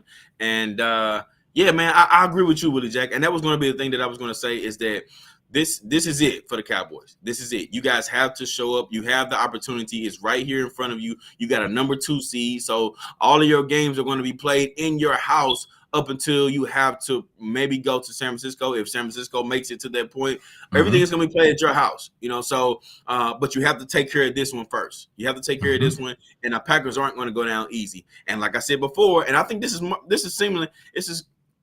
looking like it's going to become my theme going into this playoffs, Willie Jack. This is where stars are born, man. We see a lot of the regular season performances, but this is where you can build the ultimate level of confidence that can really, lead you into the next season. And Jordan Love could be one of those guys. The way we've been seeing Jordan Love play the last few games of the season, he's looked like a top 8 quarterback for sure. And maybe even higher depending on, how you view the last few weeks of the season. But Jordan Love is playing some really good ball, and this is it. He is the one. He is the X factor in this game that can offset any disadvantages they may have in terms of the total team and so on and so forth. He has the ability, just in his skill set and just with the position that he plays, to come in and say, all right, regardless of everything, regardless of how better their defense is, regardless of, all the mismatches, I can come in here and I can light the Dallas Cowboys up. I can come in here and I can throw 3-4 touchdowns, control this game, and really take over and show that it's my time in the league. The same way we saw now CJ Stroud come in and say, hey, I'm playing with house money. I'm going to come play a really, really clean game. And if the Browns are going to win this game, they're going to have to show up offensively. You're going to have to outduel me. it's the same way that Packers can come in this game as well. So they have that opportunity. He's got all his guys back, with the exception of Christian Watson, but I think they'll be fine without him. Aaron Jones, as long as Aaron Jones is able to run the ball successfully, in which if there's one part of the defense that the Cowboys have been susceptible to, is their run defense. So you have that aspect. That I think the Packers could exploit that if they come up with the right scheme. Matt LaFleur, want to see what you got, big dog. You've gotten to the playoffs. I think this is another team playing with house money because we weren't sure how they were going to pan out. So Matt LaFleur, good job. But, hey, this is the playoffs. You still got to show up, brother. So what kind of game plan are you going to come up with? And for the Cowboys, continue to do what you do. Don't let the Packers come in and this whole situation be bigger than what it really should be. Mike McCarthy, don't let your ego get the best of you and you try to do more than what you really need to do. Stick to what's gotten you here. Stick to Dak Prescott to CeeDee Lamb. Stick to Dak Prescott to Brandon Cooks and all those different guys, and definitely sprinkle a little bit of Tony Pollard in there. Do all those different things that got you there, and I think you guys are going to be just fine. I haven't seen anybody really stop you guys yet when you were on point, so I don't expect the Packers to be able to do that today. So give me the Cowboys at home. Like I said before, Willie Jack, I'm going 31-24, my final score in the game. And if you in here, man, give me who y'all got, man. I want to know who else y'all got. Yeah. I know, Mike Baker, you're not a fan of the other teams, but I need to know who y'all got for sure. No, and our matter of fact, check the chat for him. Post a message from ZB, man. He's got a prediction for us. He said, I don't know if you see it in there. It should be coming up in a second. Okay, there you go. So our dog ZB, man, he said he's got the Packers with the upset. Said the Cowboys defense hasn't been what it was to start the year, and that the first couple of drives are going to tell a lot. He's taking the Packers the Packers to pull it off, 27-21. And honestly, I'm not mad at that, man, because I mean, if I say it once, I'll say it 1,000 times. The Cowboys are always a threat to Cowboy. And so if they come out, if they do start a little slow, Matt LaFleur, you know what I'm saying? If him and Jordan Love are able to cook something up with that young receiver room, Dontavion Wicks, I think was his name, Jaden Reed. Like I said, if they get that run game going with Aaron Jones, like my dog was saying, and so if they come out and kind of jump out ahead, let's say they jump out and start this game 7-0, and then like maybe you get Dak to press a little bit, which sometimes I feel like he does, and then he gets a little loose with the ball. And so there is definitely an avenue that the Packers can pull off the upset. But yeah, if I had to bet the church's money, I'm gonna take the Cowboys, man. It's the more established, more veteran-led team, and I think they're old enough and mature enough to know what's on the line, especially Dak Prescott. You know what I mean? Like, he's been a rookie sensation before. He's been a guy that's had to live up to expectations, had to play to get a contract. He's got a contract now. You know, so I think Dak is at that age now where he knows exactly what's on the line for not only right now today, but his legacy. You know what I'm saying? Like, where is he going to land at or fall at in the history of Cowboy quarterbacks? You know what I mean? So is he going to go down as a Tony Romo who had a couple splashy seasons and just never got it done? Or is he going to break through and be a guy that actually competed for a championship? So I think this is the year, man, that Dak's on a mission, man, to really kind of cement his own legacy in that Cowboy uniform. Absolutely. And what do we know, guys? What do we know? Look who done fell off in the building. And hey, if you haven't understood or know, if you don't know what my dog Tom likes to say, you know what I'm saying, or who he has going to the Super Bowl, then you know now. You know what I'm saying? And he's in the building, and he says, terrific Tom is here to say the Texans to the Super Bowl. So if you didn't know, now you know. And then the push-ups I was telling y'all about earlier, man, he in here calling for him. He wants me to come on live and do them live. I'm sorry, Tom. We got a show to do, sir. So as soon as I get off the show, though, I'm going to make sure I record them for you. I got your 7s for C.J. Stroud, you know what I'm saying, coming. And I'm going to throw some extra on I was just going to say. Because you asked for them yesterday. Yeah, you're a little late. Yeah. I'm a little late, but, hey, man, I was tired last night, man. I was asleep. I was in the bed, man. So I apologize. I missed it last night, man. So there you go with that. And then I thought Michael Becker got another good comment. Yeah, there you go. Yeah, I got you. Yeah, I was gonna read it for you, Willie Jack, but he says, that Green Bay secondary suspect should be another day at the office for Dallas. No, and that's a very good point, man. Because Jair Alexander, he's been a little hit and miss. I think that's a fair statement to say. And then especially with the way the CD Lamb's playing, I mean, he's got to come in and be on his A game today because this could get ugly. You know what I'm saying? Like we've seen the type of numbers that Dak and CD are putting up. So if Jair Alexander isn't on his absolute best, then man, yeah, this could be a day in which, like I said, this thing could get out of hand and ugly sooner than later if he's not on his A game for sure. So now good post, no doubt. Absolutely. They really missing Rasul Douglas. Yeah, trading Rasul Douglas to the Bills has really come back to bite them. But I don't think they expected necessarily to compete the way they end up turning that season around. But real quick before you get out of that, Tom asks is Baby Moss playing, man. Christian Watson. Yeah, is he playing? Is he back? I know he's been out for. Let's find out. Let's find out. Let me see what they got him listed at on here, Willie Jack, for you. Because I think that could be. I actually, you know what? I'm gonna be honest. I don't think that's gonna make that much of a difference. I don't think like he has the ability to, but just from what I've seen from him, I don't think he's gonna make that big of a difference in this game. I mean, I ain't gonna lie. Like he's one of those guys like your boy Josh Gordon. He might only have to touch the ball twice to make a difference. You know what I mean? No, you for sure. No, you know for sure he does, but I just don't see it. I don't see him actually making that difference. But it still shows questionable right now. It still shows that he's questionable. So there you go. And Zach coming, he said, "Baby Moss, more like Baby Mike Williams," because of how much he's hurt. You know, what I'm saying? Because how much he's hurt. Absolutely, no doubt. Yeah, now let's move on to the Sunday night. Go ahead. I'm gonna say no. My father's good. Go ahead. No, you good. But let's move on to the Sunday night game, Willie Jack. We got the Los Angeles Rams going to Detroit to take on the Lions, man. And of course, you know I'm rolling with the Rams in this game, man. But I don't know if you guys remember the show. I said if there's one team that I didn't want us to play, this was the team. Okay. And the reason why is because how dynamic their offense is. And I also saw a report earlier that Sam Laporta is trending in the right direction. So he is looking like that he will be playing in this game, which is huge for them. I didn't know if he was going to be able to play. Now, I also don't know how effective he's going to be. But I don't think it matters. But at the same time, I think another big part of that is the fact that we have to prepare for him. That's another thing we have to prepare for in this game. And we can't just go into this game expecting he's going to be banged up and not be able to move or do the things that he's normally able to do. So I want to be looking out for that. But like I said, man, this is one of those games where Detroit they're so dynamic in how they attack you. They have the speed in the backfield. They got a guy that can hit you in between the tackles and run downhill. They also in their passing game, they have a few different options, and Amon-Ra St. Brown can hit you at all different levels of the field. So there's a lot of different things that this offense has that our defense. I'm gonna be honest with you. I'm not sure if we're 100% ready to take on that.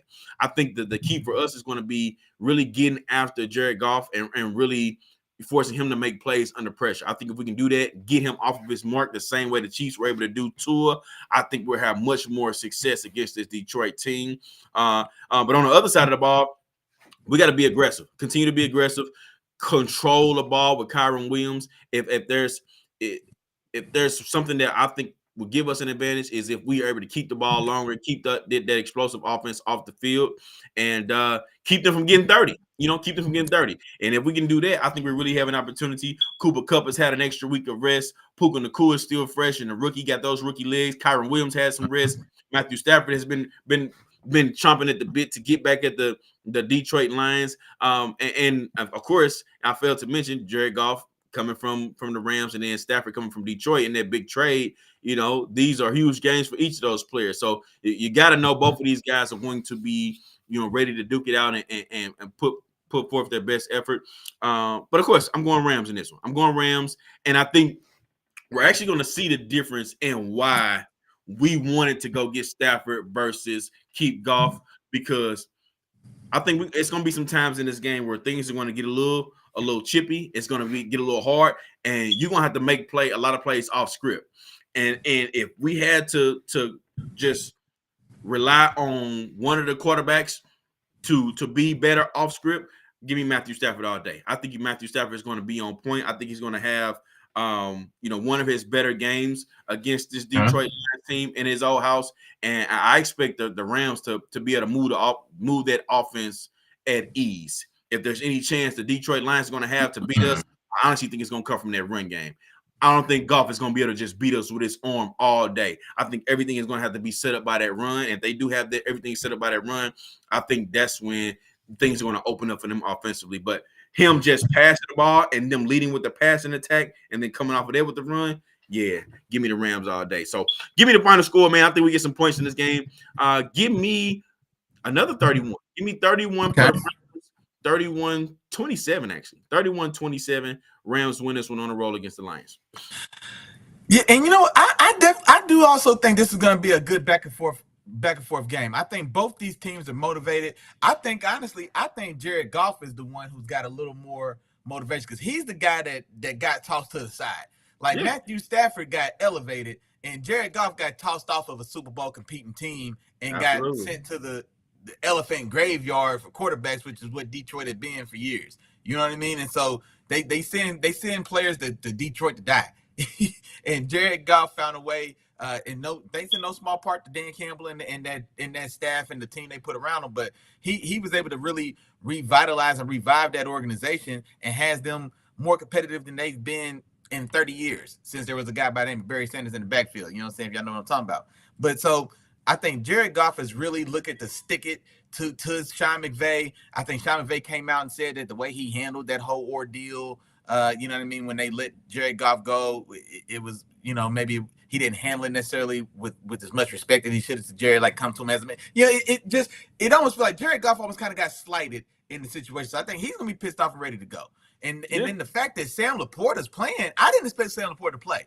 And so I don't know how much, like you said, I don't know how valuable he's going to be, but I just think that stadium, that stadium, that town, that city are going to be absolutely on fire. They are absolutely starved for this opportunity. And I think that might be the difference, man. Like I said, y'all don't just have to beat the team. Y'all got to beat that. Y'all got to beat those fans. You got to beat that arena. You got to beat that environment. And I think it may be much. I don't necessarily like how y'all secondary matches up against in the passing game, man, against these Lions with Amon-Ra St. Brown's going to offer with Jahmyr Gibbs and David Montgomery, that two-headed tandem there. And then if you can get anything from Sam Laporta, like I said, I think both these offenses are going to score, but I still give the edge to Detroit, and I think I like their defense a little better as well. I think I like their defense a little better playing at home with that momentum. They don't have a great chance either, but I'm going Detroit 28-24. I don't have quite as much scoring, but I'm going Detroit to get it done, man. I think they got the city behind them. They got Jared Goff, you know what I'm saying, ready to get his get back. You know what I mean? And I think the Dan Campbell, we already know he's an emotional guy. That team, they've mastered, so to say, kind of how to like harness and ride their emotions and ride this. You know what I'm saying? Like we're forget all the doubters. You know what I'm saying? Like they rally behind that type of thing. And I think Dan Campbell's gonna whip this team into a frenzy. And I think Jared Goff's gonna be a big part of that, man. I'm going Detroit in an entertaining one, man. I almost think I might be a little light on this score, but I'm gonna go 28-24. Detroit getting their first playoff win in over 30 years. And that's to their downfall, Willie Jack. You know what I'm saying? They too emotional. They too emotional. That's a good point. I'm gonna give you another emotion. Because to tell you the truth, Aaron Donald don't like Jared Goff anyway. You know what I'm saying? always wearing that different colored jersey, that red jersey in practice, and I could never hit you when I wanted to. Now I get a chance to hit you, and the All-Pro / best defensive tackle in the league. He gonna have one of them days. This All-Pro don't make me. I didn't feel too good about this All-Pro red down. Man, it felt a little like what? It felt a little bit like name recognition. Just no, tad, really. You ain't been watching, man, bro. You ain't been watching. I've definitely been watching, man. I definitely been watching, but man, Aaron Donald been dominant all year, bro. You was tripping. I don't know, man. I ain't think for the first team. I ain't gonna lie. I ain't thinking necessarily for the first team. It ain't been a defensive tackle better than him this year, bro. Not one. Not one, bro. I don't know, man. I hate to see the Lions run for 200 yards on y'all with the first team All-Pro tackle. I tell you what. You gonna get to watch him every single play today.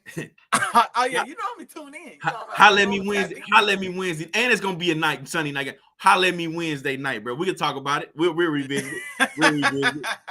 Zach the Mac came in here real quick, man. He came in hot here, and he already put some predictions. He threw some nuggets out there, man. He's at Stafford. He said he's scorching the earth today, man. He's throwing for 403 touchdowns, man. Go ahead, Zach the Mac.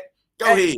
You know what I'm saying? I'm not mad at that, man. That Lions secondary, man, they definitely can get exposed for sure. We saw what CD Lamb did single-handedly to that damn Lions secondary. But I'm not gonna lie, man. I'm thinking Aiden Hutchinson's gonna have himself I think Aiden Hutchinson has a chance to have himself a day. I really think he did. He looked damn good in that damn Cowboys game, boy. He went for that hat trick and gave Tyron Smith the blues, boy. He pulled at the white Frenny spin out. You know what I'm saying? Like, hey, Aiden Smith showed me something in that Cowboys game. I think he's got a chance in this one as well. It's Haverstein and whoever else on the other side. But yeah, I think he got a chance to have himself a decent day today too. Hey, and Mike called me out, man. He said my objective this week to put me out the window. He says, I understand. Hey, man, you know what it's like when you're a Rams fan, man. You know what it's like, bro. You know what it's like. Hey, yeah, man. So there we go. I ain't mad at you. All right, well, Zach. Well, hey, let's go ahead and flip the script, man. Let's talk about Pittsburgh, man. The Pittsburgh Steelers.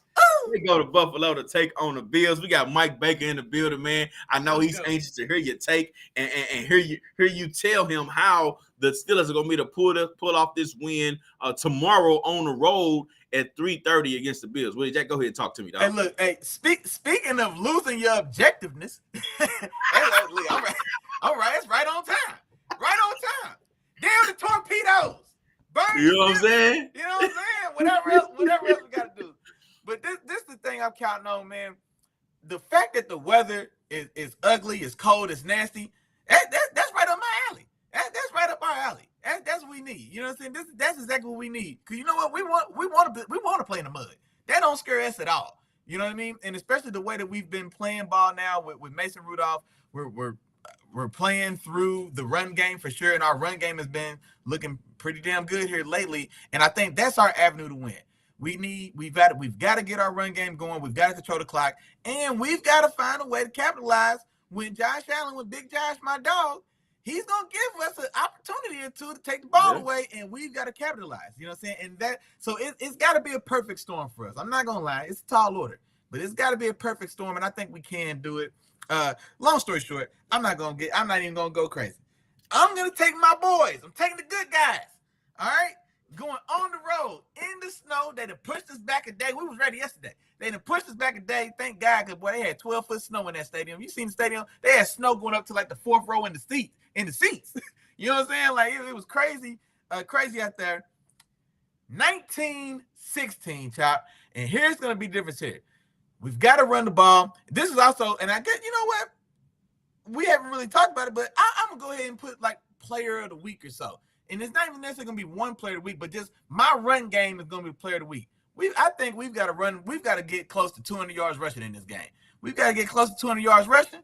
We've got to get 2 turnovers, and we've got to hold them to field goals instead of touchdowns. That's why I've got this score, because 16 points mean they left 3 touchdowns off the board, and they got 3 extra field goals instead of 3 extra touchdowns. That's going to be the difference in this game for us, holding them to field goals instead of touchdowns, running the ball, keeping them off the field, and then Josh is going to give us 2 chances in this game to put the ball back in our offense's hands, and that's where we've got to capitalize. And so if those 3 things come to fruition, that's y'all other word for the day. Y'all done had modicum, y'all done had impervious, and now y'all done had fruition. If those 3 things come to fruition, Chop, then I'm going to Baltimore next week, and that don't scare me. Baltimore might as well be our second home, boy.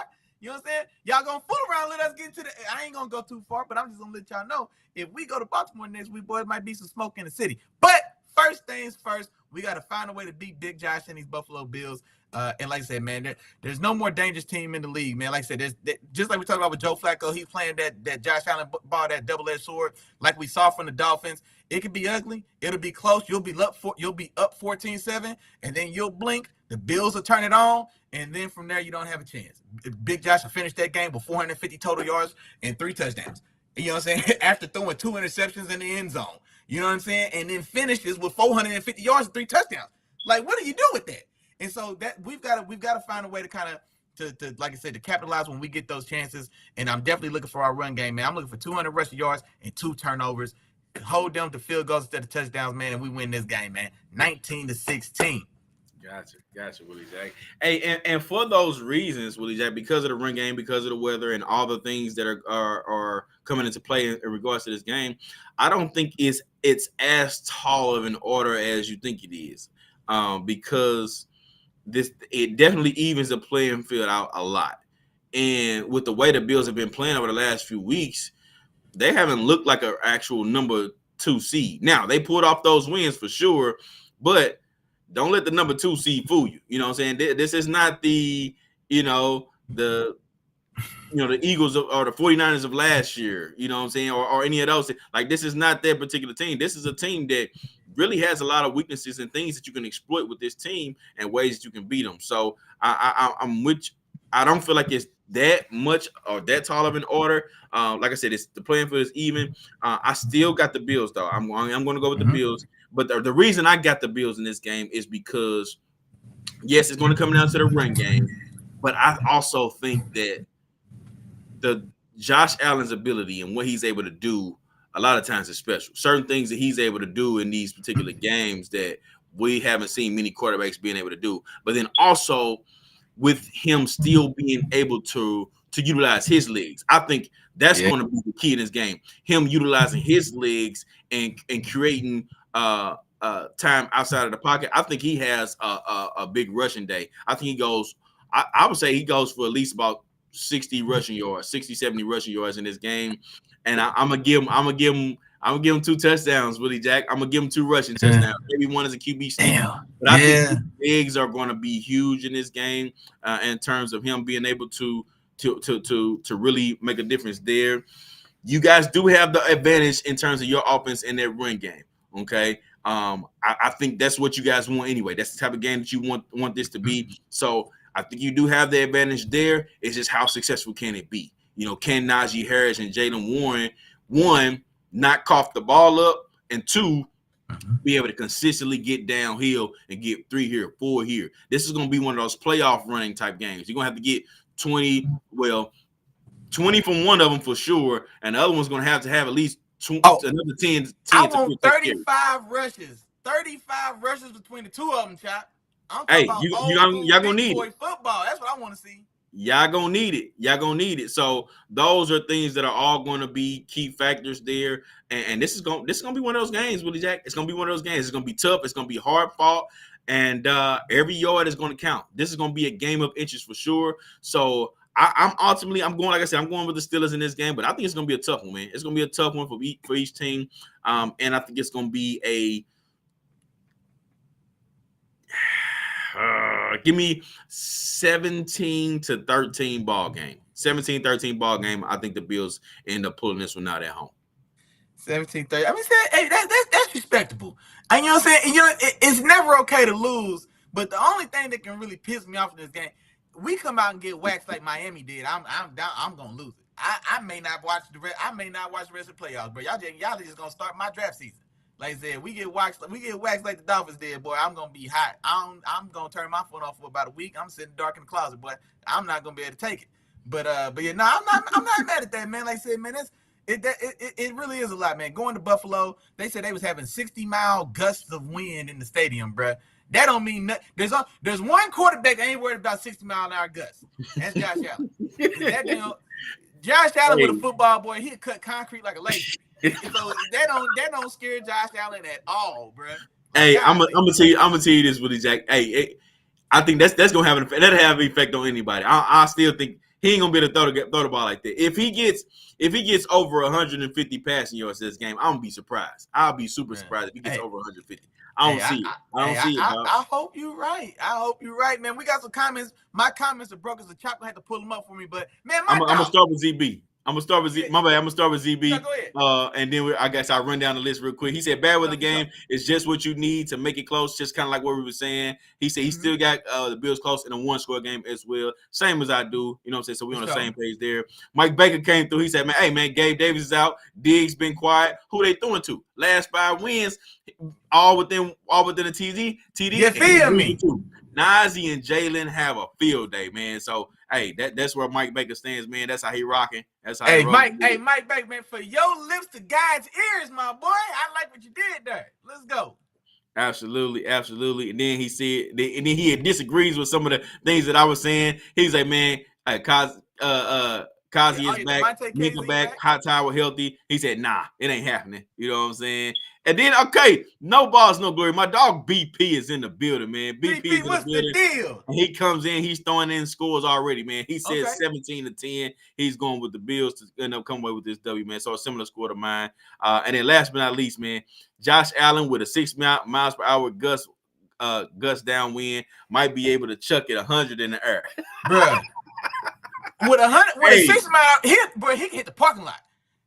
Hey, he good for about 78. With the wind behind you, bro, he might throw that thing 100. For real, that ain't no bullshit, bro. With a 60-mile-an-hour gust, boy, he hits my windshield. Somebody have a football to take home in the cold because he done shattered the windshield out. for real. Hey, my dog Tom said he's pulling for the Steelers. Give me a score, Tom. What we got going on, man? Give me a score. He said he's pulling for my Steelers, though. You know I appreciate that, my boy. Absolutely. Appreciate that. All right, Willie Jack. Well, let's go ahead and roll into the last game. Yeah. The last game of this weekend, a Monday night game. We got the Philadelphia Eagles going to Tampa Bay to take on the Bucks. Whew. Who you got? I was dreading talking about this game, Willie Jack. I don't even lie to you, bro.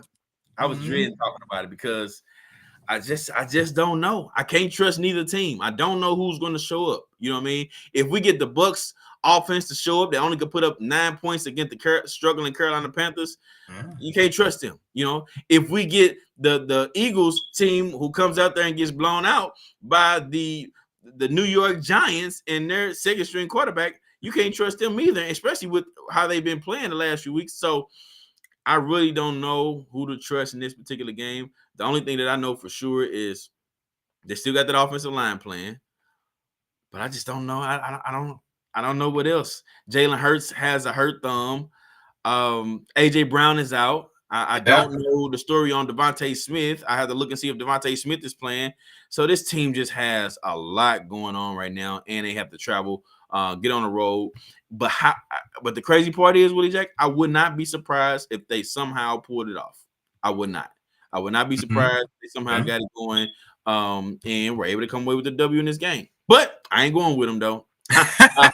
I think I'm going Bucks, man. I think it's just too much going on with this Eagles team. There's too much for them to figure out. I think that Baker Mayfield does end up showing up in the playoffs, you know, to prove a lot of dollars. Man, the Bucks are also, there's another team playing really free. They playing as a team that most people didn't expect them to do much, you know. So they playing with house money. They can go out here and play free. Baker Mayfield didn't even know if he was going to be able to last past this year as the starter of this team, depending on what the Bucks were gonna end up doing in the future. So, hey, man, this has been a successful season for you guys already by winning this division, and I know you want this. You know what I'm saying? This is a game you can go out here and play freely, and you can play this game at home and try to get this W, man. So I'm gonna go Bucks in this one. I'm going Bucks.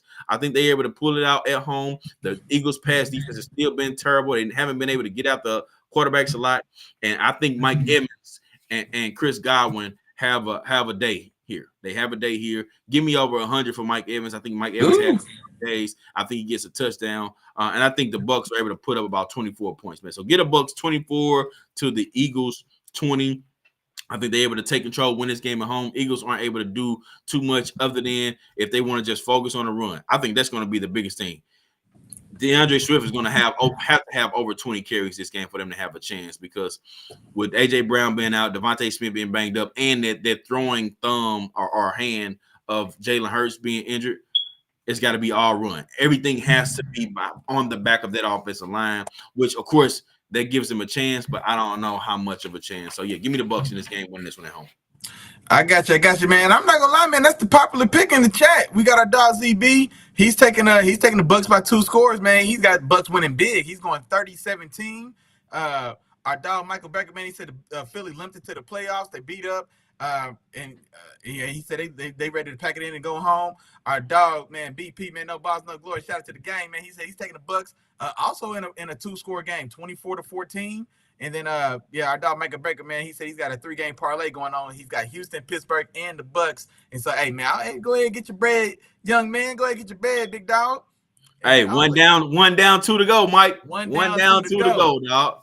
For sure, you're right. But no, I think I'm going with the trend as well, man. Like I said, I don't like what we're seeing from this Eagles team. Like I said, they've won 1 game in the last 2 months, and that game was an overtime game against Buffalo in which they should have lost. I mean, you know what I'm saying? And so that's the last game they've won. Like I said, we already talked about it, man. Jalen Hurts' fingers broken 4 places. A.J. Brown's out this game. They haven't found or reestablished that run game since like week 6 of this season. The defense is struggling and playing terrible as well. I mean, everything's going for Tampa Bay in this game. This is the perfect storm for Tampa Bay to go in there and steal a playoff win, man. But just like my dog Chop said, man, I don't like how they looked last week in that last game of the year against the Panthers with everything on the line to win that division. They kind of choked the last 2 games. You get spanked at home by the Saints, and then you ease a win out over the Panthers in the last game of the year to kind of get there. And so they're not necessarily playing. They didn't finish as strong as they had kind of started to build some momentum. But I do agree with everybody, the consensus and what my dog Chop said. The Eagles are just, man, they're on. It's a dumpster fire at this point. I mean, I would be very shocked or surprised to see them. You got that look in your eye. You got that look in your eye, big dog. Like you thinking you won't do something. It's too many people going for the Bucks. It is, man. It really is. It's too many people going for the Bucks. And anytime we get too many people on the bandwagon, man, hey, always fall off. Yeah, I'm falling off, man. You gonna fall? Hey, go ahead and fall. Go ahead. Exact same score, but flip it, man. Here's the thing. Here's what's gonna happen. Okay, I'm thinking about this. This is what's gonna happen, man. The Eagles are going to lean on that run game, and they're gonna come out and surprise people. Everybody's gonna be expecting all these different things. They're gonna come out and surprise. They're gonna lean on that run game, and it's gonna be one of those moments where we say, "Where has this been? Where has this been all season long?" They only have one way to win this game. They only have one way. And sometimes when your back is against the wall, you get a cornered animal. The only thing you have left to do is fight. That's it. You get back up into a corner. The only thing you have left to do is fight. And I think this is what we get from this game. Now, this is going to be the only one. I think this is going to be it. Go ahead, man. Give me the Eagles, man. I'm rocking. I got you. Exact same score. 24-20. That's how we rocking, man. That's 24-20. And you know what? I'm not mad at that, bro. I'm not mad at that. And you know, I'm gonna finish it out. I'm gonna let you. It's too many Bucks, man. It's too many Bucks, man. It's too many people going for the Bucks in here, man. I had to split it up. I'm gonna let you have your lone wolf moment. I'm gonna go ahead and take Tampa Bay. I'm gonna take Tampa Bay 20-17. I think this game is probably gonna be the least entertaining of all the games. Well, Buffalo and Pittsburgh may not be entertaining for anybody else, but I'm gonna be tuned in. You ain't gonna tell me that's not the best game on TV. But outside of that, for me personally, I think this game is probably going to be the least entertaining. But I'm going 20-17 Tampa Bay, and I think, and then there's talks about Sirianni possibly losing his job because of just the implosion of this team, and we kind of talked about it last week. And you know who just hit the market, Chop? Who hit the market? Old Bill just sitting there chilling, waiting on the call now. Hey, Old Bill just sitting there chilling, big dog. You understand me? Hey, and you know what? And you know what's good about Philadelphia? Bill ain't got a shot in hell in controlling that roster. Oh, he don't need to. He don't need to. But Philly go flat out tell him, boy, you better sit your ass down and let me cook. Because Howie done made his name already, boy. If anybody could tell Bill, hell no, this is my roster. You come in here and coach like that. Hey man, look for Sirianni to go ahead and lose, get this first round exit. We know the Eagles ain't scared to make a change. They fired Doug Peterson 2 years off of a Super Bowl. You know what I'm saying? So what's the difference between firing Sirianni 2 years off of a Super Bowl loss? He ain't even win. He is. Man, hey, look, it's too many real ones out there, boy. They can get Bill. My dog Mike Vrabel's out there. Hey, I don't know, man. It might be something going on. Go ahead, Tampa Bay. Not Sirianni on. Hold on. So you saying Mike Vrabel and he's gonna go back and reunite with A.J. Brown? Is that what you're saying? It's possible. Hey, Mike Baby said, he said Sirianni loses his job is nuts. Hey, but in 2023, who knows? I'm not gonna lie to you. I saw the stories, bro. it was, I don't know if it was Fox Sports or ESPN or NFL Network, whoever, but the question has been raised. There's real talk. Apparently, there's some talk that Sirianni is on a hell of a hot seat from just the way this season, the way they looked all season, even at 10-1, and then especially the way they collapsed and the way they're going into this, playoffs. There's talk that he's lost that locker room and all these things. And so, like I said, man, the Eagles have shown us before, if Doug Peterson can get fired after winning the Super Bowl, 2 years after winning the Super Bowl, I'm not going to put it past the Eagles, especially if Big Bad Boogeyman Bill is sitting out there. You know what I'm saying? And so, hey, I ain't going to put it past them. But I'm going to take Tampa Bay, man, 20-17. I think they find a way to get an ugly win done, to get this done. Blah, I can't talk. And I agree with you, man. I think this secondary does offer Mike Evans the opportunity to have a day. I like what you said there, 100 yards and a touchdown. I don't think it's going to be a John Norman, CD Lamb style performance, you know what I'm saying? But I think there's going to be opportunities there just in that secondary. This secondary struggled just all year long, you know what I mean? And so I think those opportunities are going to be there. But yeah, man, like I said, I can't get behind Philly, man. I just can't do it. So I'll let you lone wolf that one for sure. But yeah, go ahead and post some of these comments, man. We got some chatter in the box. Let's go ahead and post some of these comments and talk to Yeah, BP came in, man. He said a double-minded man is unstable. Hey, that sounds like wisdom to me. That sounds like wisdom to me. It does. But sometimes you can't control when you get a feeling, man. You know, the feeling comes early. Sometimes it comes late. And I just got that feeling. It just so happens to be on this show. You know what I'm saying? So to you, what seems like a double-minded man, it just is a man who has thought about it, changed his mind, got a different feel. And hey, man, I'm just coming. When we come back here on Wednesday night after the Eagles come away with this W, I just want you to come in here, and the first thing I want you to say before you say what's up, BP, before you say what's up, just say, hey, you was right, Chop Dog. You was right. That's all I want you to say, man, when you come on back. Chop, let's think about this, man. For the sake, think about the storylines we can have if the Eagles lose and fire Sirianni. And then we can just pull the footage of Bill getting announced as the Eagles coach. Think about the storylines, Chop. The storylines will be fired. You know what I'm saying? If that happens and Sirianni gets fired, oh yeah, man. We cooking. We cooking. The show won't sell itself. You know what I'm saying? So I think that's you're right. ZB coming in. He said, I think Sirianni keeps his job this year. They got Matt Patricia calling the defense. How is he supposed to win with that? And strangely enough, the defenses look better with Patricia calling the plays. Strangely enough, it really has. Absolutely.